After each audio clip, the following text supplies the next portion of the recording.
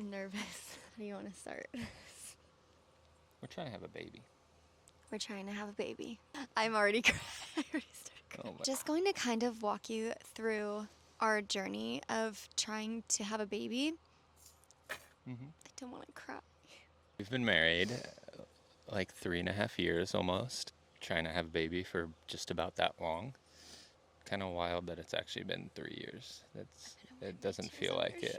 Okay. For the first year, it just wasn't happening, and we were kind of just confused and not sure what was going on. As Taylor was just experiencing more symptoms and pain, slowly learned that she probably has endometriosis, and not up until recently did we actually were able to confirm that. And she had a surgery earlier this year and was officially diagnosed, and we were able to find some answers through multiple, just lots of tests and visits. Expensive tests and visits, what was going on, and confirm the link between her endo and infertility, and just that it was causing blockages. It took a long time to find an OB that would allow me to have exploratory surgery, and that became an option once at an HSG test. After years of working with doctors and fighting for them to not only take me seriously, but I knew that I had endo. Especially after all the 2 a.m. ER runs that we've done, when you're just in incredible pain and we're convinced that something must have ruptured or something really bad is happening. I had surgery pretty quickly after that. It was back in February of 2025, and in that surgery, my surgeon did find endometriosis and endometrioma. I have fibroids. All of those things compounded toward infertility. And then prior to that, when I had my HSG test, the doctors and nurses were saying that they'd probably want to tie my tubes or take my tubes out. Discouraged us from trying naturally because I was such a high risk for ectopic pregnancies. And then with my surgery, and they were able to clear my tubes in that surgery, they pretty much gave us the go-ahead to try IUIs, which is a step before you actually jump to IVF. It's basically where they, instead of the petri dish, they try to do everything internally. So I was on medication for 5 or 6 months. We were only able to successfully do one IUI transfer, and that failed. Meanwhile, in all of that time, we were waiting for this appointment that we just had this past week. It was with the IVF specialist at Kaiser here in Hawaii. It's been years of build-up and work-up to where we're at right now, which is that we get to start IVF in February. And we just found that out last week, which we were not expecting, because we were expecting her to tell us we needed to do a certain number of successful IUIs before we could do IVF. And she basically looked at everything and said that she didn't think that it was worth it for me to go through all of that again if she didn't think that it was going to work. Basically, we weren't expecting to be able to do IVF right away, or that it would be an option available to us this quickly. The really cool thing is there's logistics to this, so I'm not going to say everything the right way, but in Hawaii, providers have to cover the first round of IVF, which is amazing. The component to that is we do have to pay out of pocket for different testing, and obviously there's costs of medications. Our insurance, we just found out, is changing, so what we were paying for $750 a month for health insurance, while we were still having to pay like $450 for any ultrasound that I needed, along with other medical expenses.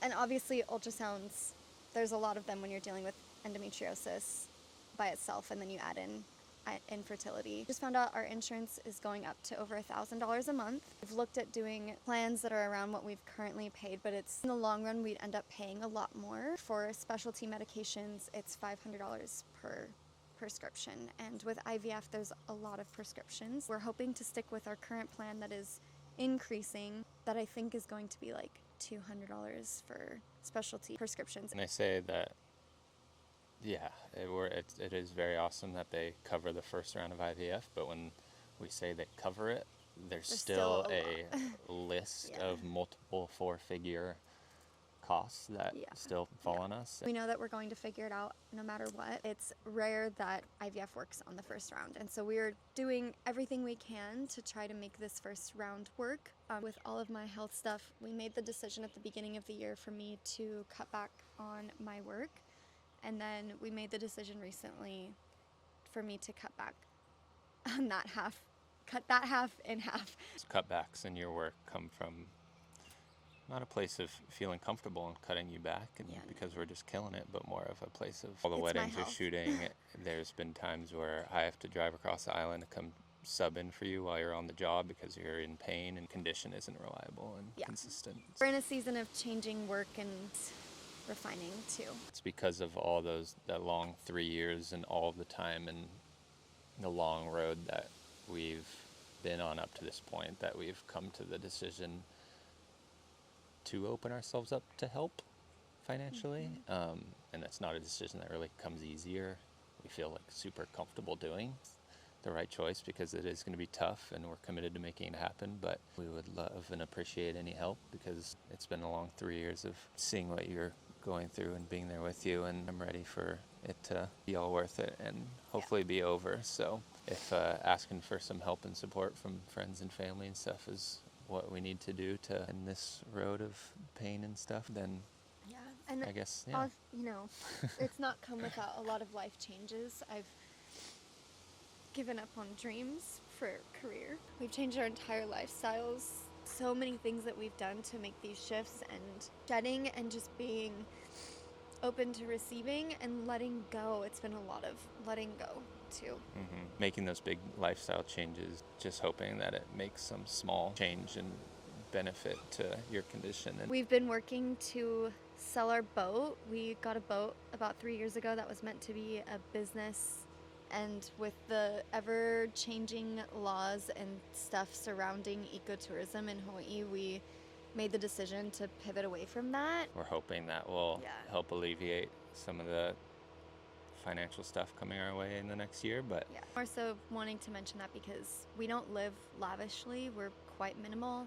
Because some of the worries that we have had is if people look at our lives, they might see, oh, they should have the money, but like in the grand scheme, we've had a lot of help. We got a loan for our boat from family.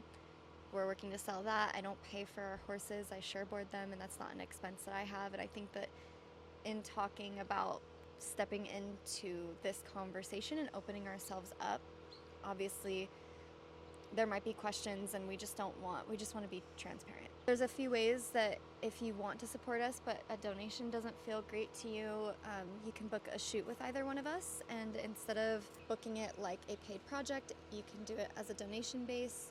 I also have links for non-toxic products on my Instagram that I do get a commission, a very small commission from. Kobian also has a link to prints that you can shop. We've linked a GoFundMe in the caption. There's a link to it in our bios. Here's to trying to have a baby in 2026. yep, thanks guys. Thank you. So-